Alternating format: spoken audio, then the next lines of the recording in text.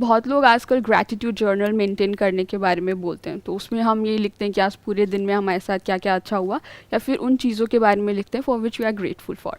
तो बहुत लोग अप्रिशिएट नहीं करते हैं चीज़ों को, क्रिप करते रहते हैं। तो ये इसीलिए है कि so that we focus on the positive aspects of our lives, so that we focus on what we have rather than what we lack. तो आपको इस बारे में क्या कहना है? What do you think it's like, ये इफेक्टिव टूल है नहीं है, क्या क्या लगता है आपको? बहुत इफेक्टिव टूल है और मैंने इसके बारे में अपने कई सेशंस में बात भी करी है कि डेली बेसिस पे आप अपना एक जर्नल मेंटेन कर सकते हैं, डेली रात को सोने से पहले लिख सकते हैं ताकि आप एक ग्रैटिट्यूड वाले जोन में एंटर कर सकें। बेसिकली क्या होता है, रात को आपको एक ग्रैटिट्यूड वाले जोन में एंटर करना है और सुबह सुबह जब एक्शन लेने का टाइम है उस वक्त एक हाई एनर्जी वाले जोन में एंटर करना है ताकि दिन में जो भी करना है उसको करने के लिए एनर्जी मिल सके। तो वो हो गया एक अलग जोन। और एक है ग्रैटिट्यूड वाला जोन। ग्रैटिट्यूड में क्या होता है कि once we are feeling good within तो हमको नींद अच्छी आती है। नींद अच्छी आएगी तभी तो अगले दिन अच्छा काम करोगे। तो पॉजिटिव एफर्मेशंस का भी यही काम है। राइट, एफर्मेशंस का भी यही काम है, चाहे मॉर्निंग की हो चाहे नाइट की हो। मॉर्निंग की जनरली होनी चाहिए एनर्जेटिक और नाइट की होनी चाहिए पीसफुल। सर फिर तो ऐसे तो visualization, positive affirmations, gratitude journal, ये सारी चीज़ है तो लॉ ऑफ अट्रैक्शन के टेक्निक से, तो अगर हम सही तरीके से यूज़ करें तो फिर लॉ ऑफ अट्रैक्शन कहीं ना कहीं वैलिड है। तो फिर ये आप मानते हो? फिर law of attraction is valid subject to certain conditions. Conditions, जैसे कि दुनिया में हर चीज़ में होता है, हर चीज़ सही है और हर चीज़ गलत है डिपेंडिंग अपॉन कि आप किस पर्सपेक्टिव से कैसे देख रहे हैं उसको। एब्सोल्यूट कुछ भी सही नहीं होता है और एब्सोल्यूट कुछ भी गलत नहीं होता है। हमारा सबका प्रॉब्लम क्या है, हमारा दिमाग कैसे चलता है, बाइनरी में चलता है, राइट और रॉन्ग, सही और गलत। मतलब मैंने अपने किसी सेशन में लॉ ऑफ अट्रैक्शन के बारे में कुछ बोल दिया तो लोगों के माइंड में ये बैठ गया कि मैं लॉ ऑफ अट्रैक्शन के अगेंस्ट हूँ। अरे नहीं, मैं ये नहीं कह रहा कि लॉ ऑफ अट्रैक्शन काम नहीं करता है, मैं कह रहा हूँ करता है लेकिन वैसे नहीं करता है जैसे लोग बोल रहे हैं, जैसे दिखाते हैं या फिर जैसे दिखाते हैं या जैसे आप समझ रहे हो वैसे काम नहीं करता है। उसके पीछे की पूरी एक साइंस है जिसके अकॉर्डिंग वो काम करता है। फॉर एग्जाम्पल मैं क्या कह रहा हूँ कि ये गाड़ी है, मैं ये नहीं कह रहा हूँ कि वो गाड़ी नहीं चलती है, वो गाड़ी चलती है, उसमें फ्यूल डालोगे तो वो गाड़ी चलेगी। मैं क्या कह रहा हूँ, ये उड़ती नहीं है। प्लेन उड़ता है, ये गाड़ी उड़ती नहीं है। मैं बस इतना सा कह रहा हूँ। अब गाड़ी से आप एक्सपेक्ट कर रहे हो कि वो उड़ जाए उड़ जाए उड़ जाए, कितनी भी विजुअलाइजेशन आप टेक्निक्स यूज कर लो, कुछ भी कर लो, वो गाड़ी नहीं उड़ेगी। उस गाड़ी के अंदर का और बाहर का पूरा सिस्टम चेंज करना पड़ेगा तब उड़ेगी। तो अब ध्यान से समझो लॉ ऑफ अट्रैक्शन क्या है और किस तरीके से काम करता है। लॉ ऑफ अट्रैक्शन क्या है, बेसिकली आप सुबह से रात तक जो भी सोचते हो अपने अंदर ही अंदर, आपका दिमाग उस डायरेक्शन में चलने लग जाता है, वो चीज़ें मैनिफेस्ट होने लग जाती है आपकी बॉडी के लेवल पर, बट एक्सटर्नली नहीं होती है। दोनों में फ़र्क को ध्यान से समझना कि अगर आप यहां पर बैठ करके सोचते रहो कि खाना खुद चल करके मेरे पास में आ जाएगा, तो अगर आप 1000 क्या 1,00,000 साल तक भी सोचते रहो तो वो नहीं आएगा। अगर ऐसा होता तो वो बच्चा जो कि भूख से तड़प रहा है उसके पास में खुद खाना चल करके आ जाता, क्योंकि वो सिर्फ और सिर्फ खाने के बारे में ही सोच रहा है या सोच रही है। बट अगर आप इस मैनिफेस्टेशन को देखते हो अपनी बॉडी के बेस पे तो डेफिनेटली ये काम करता है। यानी साइकोलॉजिकली जो भी आप सोचते हो वो आपकी बॉडी पर मैनिफेस्ट होने लग जाता है। आप अगर अपने अंदर ही अंदर ये सोचते रहते हो मैं बीमार ना हो जाऊं, मैं बीमार ना हो जाऊं, मैं बीमार ना हो जाओगे। क्यों हो जाओगे? क्योंकि आपकी ब्रीदिंग में चेंजेस हो जाएंगे, आपकी जो बॉडी है वो ढंग से फंक्शन नहीं कर पाएगी। इसको स्ट्रेस बोलते हैं, एंजाइटी बोलते हैं। उसकी वजह से बॉडी में प्रॉब्लम्स क्रिएट होने लग जाएगी, वो प्रॉब्लम्स बॉडी के लेवल पर मैनिफेस्ट होने लग जाएगी। बट अगर आप यहां पर बैठ करके, जिस तरीके से लोग बोलते हैं कि आप अगर बैठ करके कुछ भी सोचते रहो कि मुझे इतना पैसा चाहिए, तो वो पैसा आपके पास में खुद चल करके आ जाएगा, ऐसा नहीं होता है। क्या होगा उससे, ध्यान से समझो। अगर आप बोलते हो कि मेरे को 1 करोड़ रुपए चाहिए, विजुअलाइज करते हो कि मेरे पास में 1 करोड़ रुपए आ गया है और उससे रिलेटेड एक घर आ गया है, एक गाड़ी आ गई है, जैसे लोग दिखाते हैं लॉ ऑफ अट्रैक्शन को कि इस तरह से आपको सिर्फ सोचना है, बिलीव करना है, आस्क करना है इस यूनिवर्स से और वो यूनिवर्स आपको दे देगा। ऐसा नहीं होता है। ये काम करेगा लेकिन कैसे करेगा, ध्यान से समझो। आप सोच रहे हो मेरे को 1 करोड़ चाहिए, 1 करोड़ चाहिए, 1 करोड़ चाहिए, 1 करोड़ चाहिए। अब माइंड क्या करेगा, वो रास्ता निकालेगा। अब 2 चीजें होंगी, या तो आप कैपेबल हो उस रास्ते पे चलने के लिए या नहीं हो जी। क्योंकि मांगने से थोड़ी ना 1 करोड़ मिलता है, उसके लिए आपको कैपेबल होना पड़ेगा ना। फॉर एग्जाम्पल आप यहां पर आते हो एक जॉब इंटरव्यू के लिए, मैंने आपसे पूछा कितनी सैलरी आप एक्सपेक्ट करते हो, आपने बोला I expect around 10 lakh rupees per month. मैंने आपका रिज्यूम देखा, सब कुछ देखा, समझा आपने क्या क्या किया है। मैंने कहा but we will not be able to give you more than 50,000 rupees per month. तो ये क्या हुआ, आपने जो मांगा उसके बेस पे थोड़ी ना मिला, जो आपकी एक्चुअल में कैपेबिलिटी है, जो क्वालिफिकेशन है, जो बैकग्राउंड है, जो एक्सपीरियंस है, उसके बेस पे मिलेगा ना। जी। बल्कि अगर जरूरत से ज़्यादा मांग लिया तो फंस भी सकते हो, क्योंकि हो सकता है वो जॉब आपको मिल जाती अगर आप रीजनेबल मांगते तो, बट आपने इतना ज़्यादा मांग लिया तो सामने वाले ने कहा भाई ये तो कुछ अलग ही दुनिया में है, तो छोड़ दो इनको, इनको हमको रिक्रूट नहीं करना है। नंबर 1। नंबर 2, अब ध्यान से समझो क्या होगा, या तो उस 1 करोड़ के लिए आप कैपेबल हो या नहीं हो। अगर कैपेबल हो तो मांग क्यों रहे हो भिखारियों की तरह? जी। जो कैपेबल है उसको तो खुद ही मिल जाएगा। ट्रू। जी। बिल्कुल ऐसे है कि मेरे को 1 करोड़ की एक ब्रांड डील मिल जाए, ब्रांड डील मिल जाए, ब्रांड डील मिल जाए। अरे भाई अगर आप कैपेबल हो तो 1 करोड़ की क्या आपको 10 करोड़ की भी मिल जाएगी, तो उसके लिए लॉ ऑफ अट्रैक्शन की क्या जरूरत है? और अगर आप कैपेबल नहीं हो, अब जितना आप अपने माइंड में बोलते चले जाओगे मेरे को 1 करोड़ मिल जाए, 1 करोड़ मिल जाए, 1 करोड़ मिल जाए, अब आपके दिमाग में और कोई थॉट ही नहीं आएगा। सुबह से रात तक एक ही थॉट चलेगा, कहीं से भी 1 करोड़ आ जाए। यह है बोलने की पावर, सोचने की पावर। अब आप 24 घंटे यही सोच रहे हो। अब ऐसे में कोई इंसान आएगा आपके पास में, वो कहेगा आपको क्या चाहिए, तो आपकी आंखों में दिख रहा होगा कि आपको 1 करोड़ रुपए चाहिए। अब वो कहेगा कि तुम्हें ये करना पड़ेगा, तुम्हें 1 करोड़ मिल जाएगा। अब उसका इंटरेस्ट किस में है कि आपको 1 करोड़ मिल जाए अपना काम निकाल या अपना काम निकालने में। अब वो काम चाहे सही हो चाहे गलत हो, 2 चीजें होंगी वहां पर भी। या तो वो काम आपको क्रिमिनल बना देगा, इलीगल भी हो सकता है वो काम, तब भी शायद आप करोगे क्योंकि आपका डिजायर बहुत ज्यादा बढ़ गया है। डिजायर 2 तरीके के होते हैं ना, एक अपने आप को कैपेबल बनाने के, एक कुछ मांगने के। तो ये जो मांगने का डिजायर है यही आदमी को क्रिमिनल बनाता है, यही भिखारी बनाता है, यही आदमी को शॉर्टकट्स ढूंढने पर मजबूर कर देता है। दूसरा डिजायर होता है अपने आप को कैपेबल बनाने का, वहां पर कुछ मांगना नहीं पड़ता है, जितना आपको चाहिए होता है उससे बहुत ज्यादा आपको मिल जाता है। तो अब या तो आप क्या होगा, या तो आप गलत रास्ते पे चले जाओगे उस 1 करोड़ के लिए, कोई इलीगल काम करोगे और आगे जाकर के फंसोगे कभी ना कभी। नंबर 1। दूसरा, मान लेते हैं आप कोई इलीगल काम नहीं करते, कोई आदमी आता है आकर के आपको बोलता है कुछ भी इलीगल नहीं है, सब कुछ लीगल है, आपको चाहिए ना 1 करोड़, अगले 1 साल में 2 साल में आपको मिल जाएगा, आपको बस ये कंपनी को हमारे ज्वाइन करना है, इतना पैसा देना है और जो आप चाहते हो वो सब सच हो जाएगा। तो अब आपकी डोर किसके हाथ में है?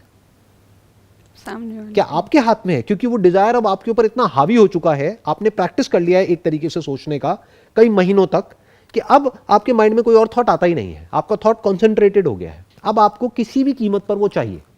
जिस इंसान के अंदर डिजायर बहुत ज्यादा हो गया ना कुछ पाने का, उसको कंट्रोल करना इतना आसान है। जी जी।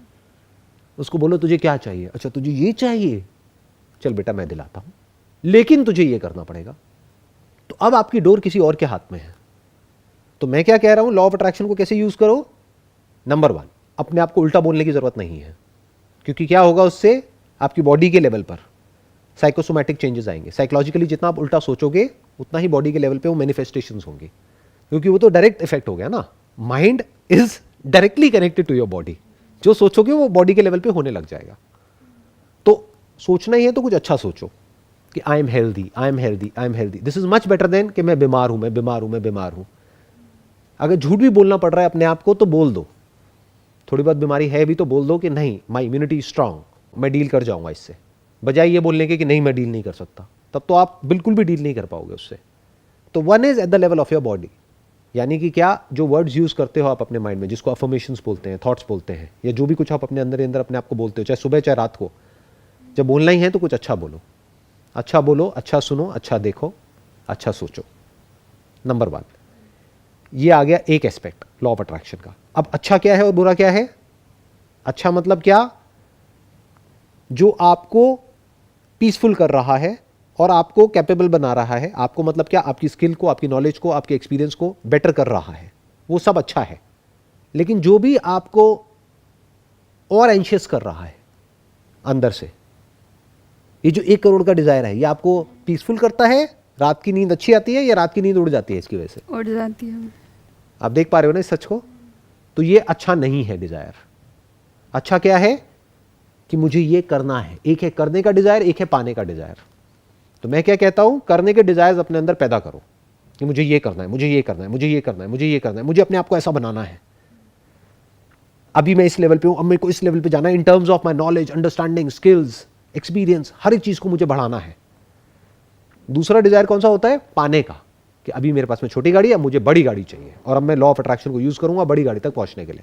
अरे भाई आप पहुंच जाओगे बड़ी गाड़ी तक, क्यों? क्योंकि आप उस गाड़ी के बारे में सोचते चले जा रहे हो। और यही तो सब लोग चाहते हैं, एडवर्टाइजर यही तो चाहते हैं, क्योंकि जब आप उस गाड़ी के बारे में सोच रहे होगे अपनी पावर्स को यूज करके लॉ ऑफ अट्रैक्शन की, तो आपको उस गाड़ी की एड दिखेगी, साथ ही साथ दिखेगा 0% इंटरेस्ट ऑन EMI। तो आप कहोगे ये तो बहुत बढ़िया है, मैं ले लेता हूं। अब आपकी औकात तो है नहीं वो गाड़ी लेने की, लेकिन जा करके आप लेके आ गए, अब आप फंस गए।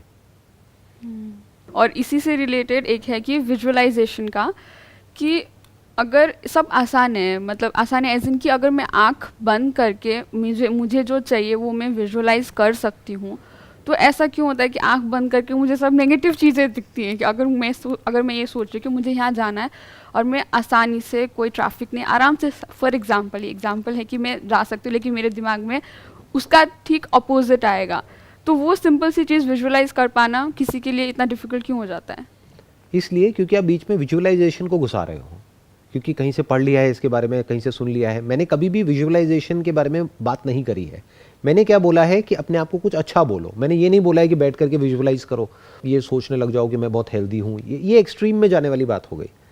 तो क्या करना है आपको अपने आप को एज इट इज़ देखना है कि अभी आपकी करंट स्टेट क्या है।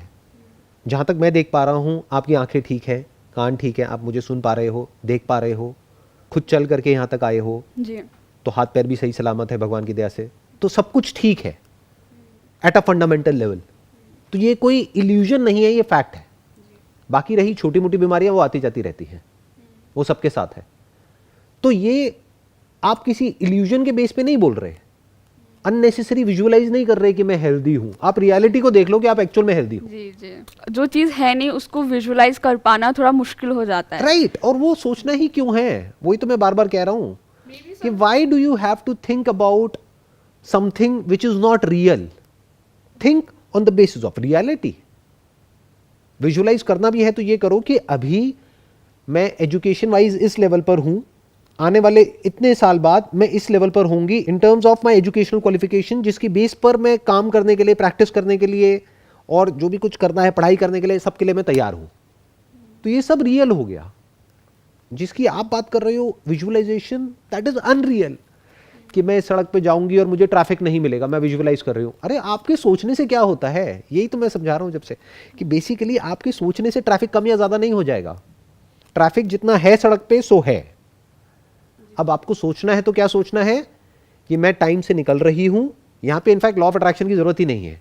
वही बात हो गई ना, हर जगह हर चीज की जरूरत नहीं होती है। जैसे समुद्र में आप गाड़ी को नहीं चला सकते ना, गाड़ी कहां चलती है? सड़कों पे चलती है। तो आप समुद्र में गाड़ी चलाओगे और कहोगे गाड़ी डूब गई। पहले समझो कि कौन सी चीज कहां चलती है। पहले तो इस वर्ड को ही हटा दो, लॉ ऑफ अट्रैक्शन। ये वर्ड अपने आप में काफी एक, मैं क्या कहूंगा, बहुत ही मिसयूज्ड टर्म है, जो लोगों ने यूज करी है, प्रोपगेट करी है अपने किसी बेनिफिट के लिए। जिसमें आपका कोई बेनिफिट हो ना हो, उनका तो हो गया। जिन्होंने इसको प्रोपगेट किया है उन्होंने तो करोड़ों कमा लिए हैं।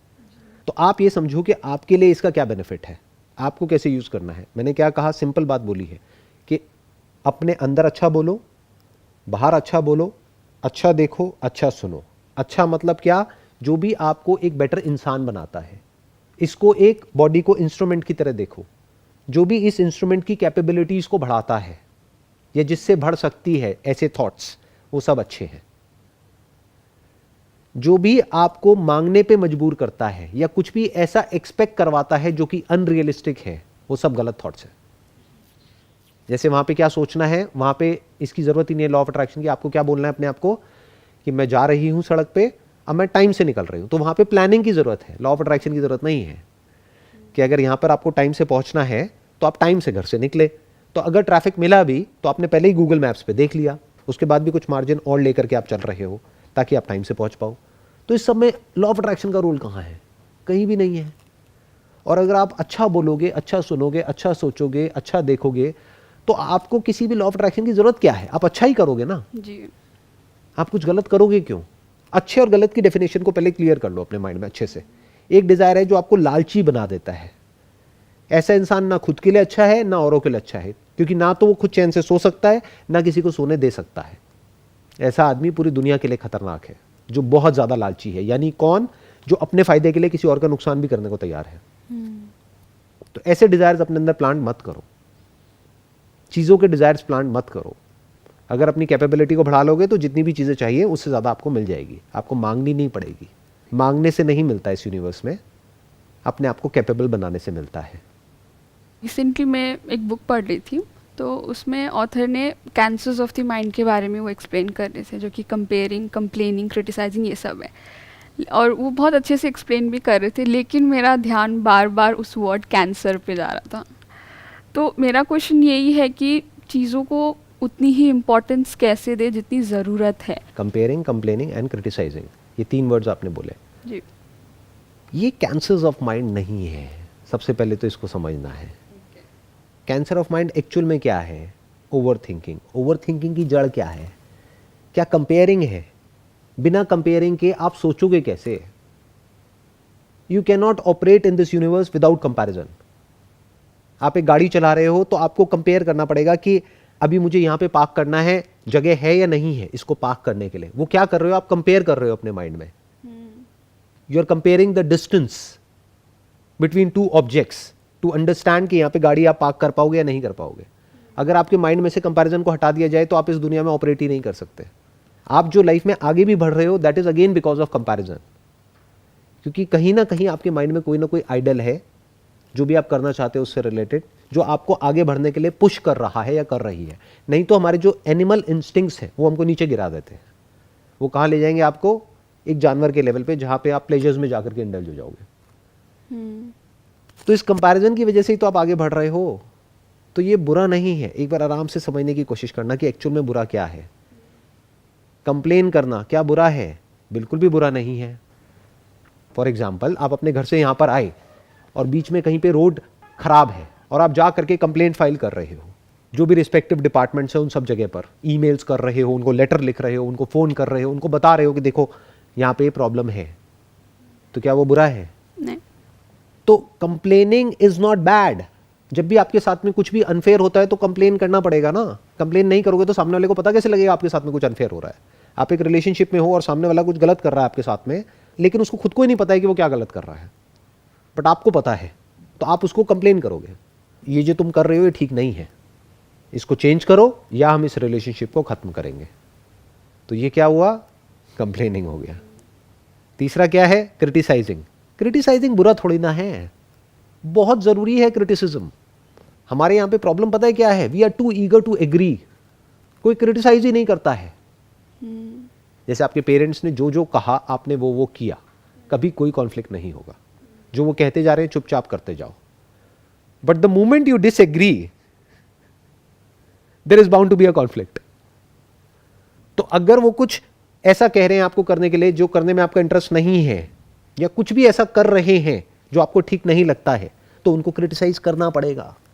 फिर वो चाहे कोई पर्सन हो, चाहे कोई ग्रुप हो, चाहे कोई अथॉरिटी हो, चाहे कोई ऑर्गेनाइजेशन हो, चाहे कोई भी हो। इसी को फ्रीडम ऑफ स्पीच बोलते हैं। That you must be able to criticize, you must not agree with everybody. 99% लोग ऐसे ही होते हैं, वो एग्री कर जाते हैं, तो सामने वालों को पता तक नहीं लगता है कि उनकी वजह से किसी को कोई प्रॉब्लम हो रही है। मतलब मुंह पे एग्री कर गए, पीछे से उल्टा बोल रहे हैं। मुंह पे बोलने में दम नहीं है, मुंह पे बोलने में हिम्मत नहीं है। सर, आपने जो भी एग्जांपल्स दिए वो सही है, ठीक है। और मैं शायद वो ऑथर जो ये चीज़ बोल रहे हैं ना, वो शायद उस पे बोल रहे हैं कि अगर हम कंपेयरिंग का लेते हैं कि अगर फॉर एग्ज़ाम्पल मैं हूँ और मेरी कोई दोस्त है, फॉर एग्ज़ाम्पल वो अच्छा कर रही है और वो कंपेयरिंग की वजह से नेगेटिव फीलिंग्स आ रही हैं, मे बी मैं उससे जेलस हो रही हूँ, या फिर हमारी इतनी अच्छी दोस्ती थी जो ख़राब हो गई है, तो शायद उसमें तो ये चीज़ गलत है ना, कि हम उस सेंस में कंपेयर करना गलत है ना। गलत क्या है? कंपेयर करना गलत है या ये कहना गलत है कि कंपैरिजन गलत है? कंपैरिजन गलत नहीं है, ये कहना गलत है कि मेरे माइंड में कंपैरिजन क्यों आ रहा है। आपकी कोई फ्रेंड है या आपकी कोई बहन है या भाई है, तो आप नहीं भी कंपेयर करोगे तो या तो घर वाले करेंगे, प्लस आप जब अपनी फ्रेंड को देखोगे कुछ ऐसा करते हुए, आप दोनों ने साथ साथ में शुरू किया था एक ही कॉलेज से, अब वो आगे निकल गई, आप पीछे रह गए, तो क्या कंपैरिजन नहीं आएगा? वहां पे आएगा।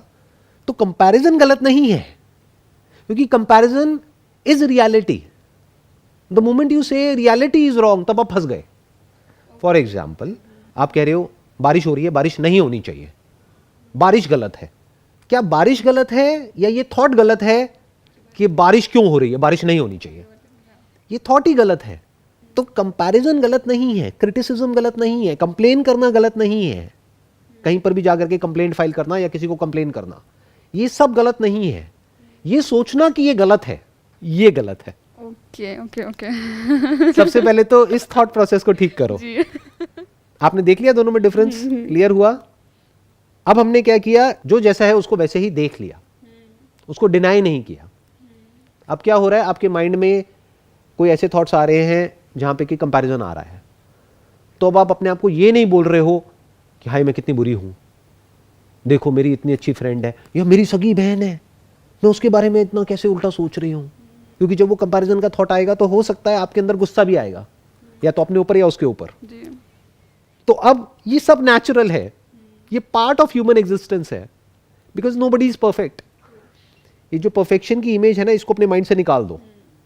कि जैसे हमने जो भी पुरानी माइथोलॉजिकल स्टोरीज हमने सुनी है या देखी है, उसमें क्या होता है, एक कैरेक्टर होता है जो बहुत ही अच्छा होता है और एक कैरेक्टर होता है जो बिल्कुल ही बुरा होता है.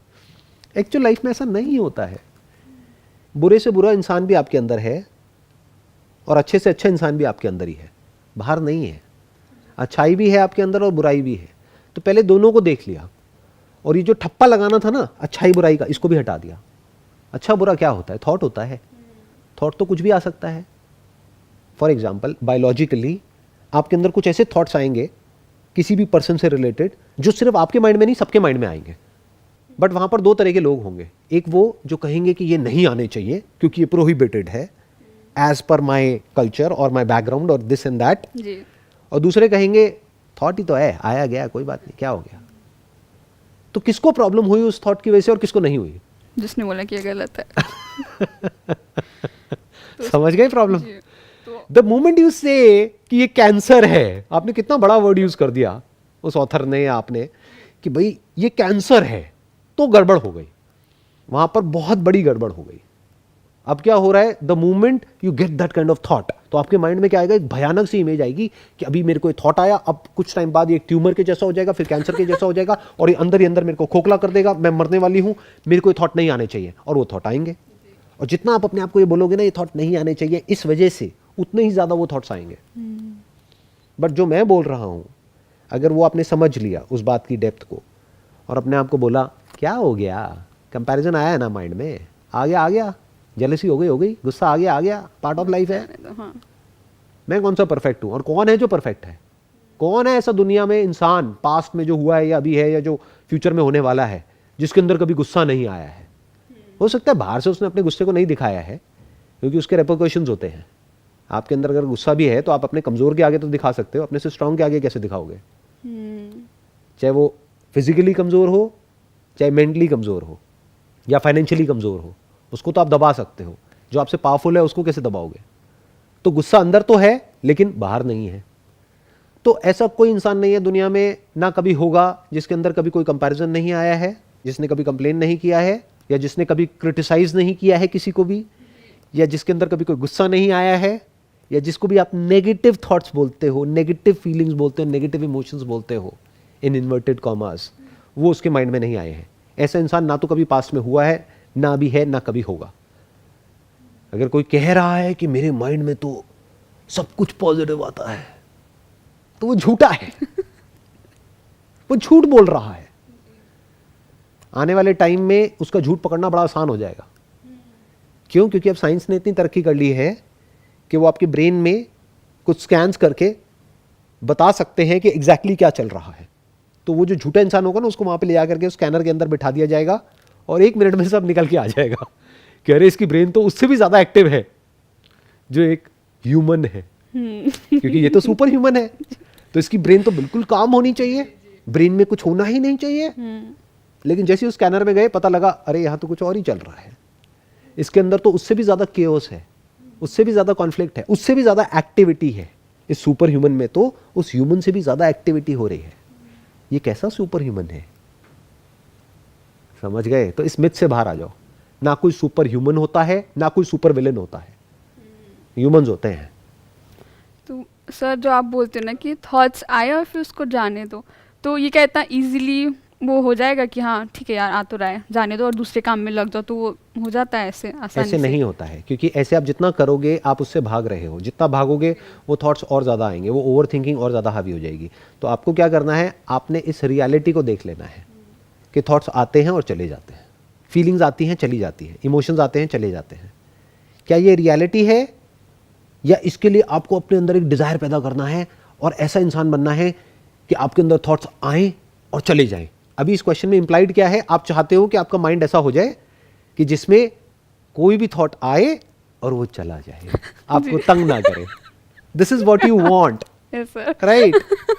तो you don't have to want it, because this want is the problem. जैसे अगर आप सोने से पहले अपने आप को बोलोगे ना, मुझे नींद आ जाए, मुझे नींद आ जाए, मुझे नींद आ जाए, उसी वजह से आपको नींद नहीं आ रही है। तो आपका माइंड पीसफुल क्यों नहीं हो रहा है?